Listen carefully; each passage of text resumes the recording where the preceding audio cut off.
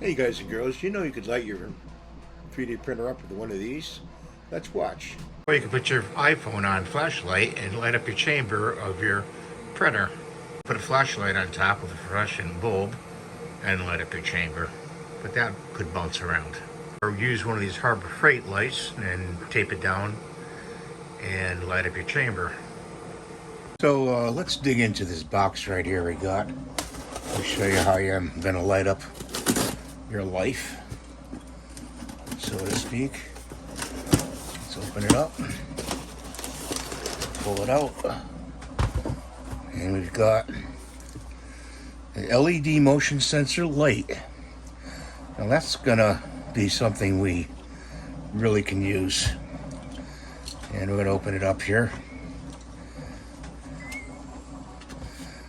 A little slice, hopefully.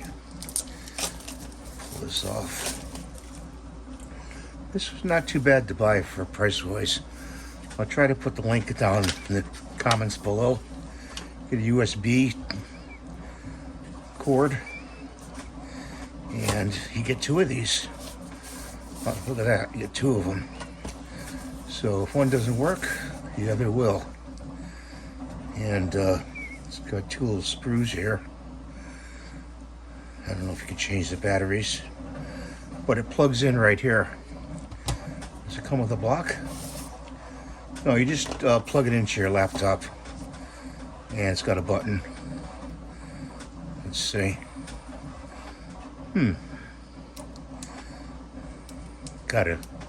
There we go. The button's right here on the side. I'm going to show you what I'm going to do with that. It's a small button. It's got a little green thing. So save your USB. Put that somewhere near your computer so you can charge these. I'm going to put this one away for now, and we'll go to the next part of this video.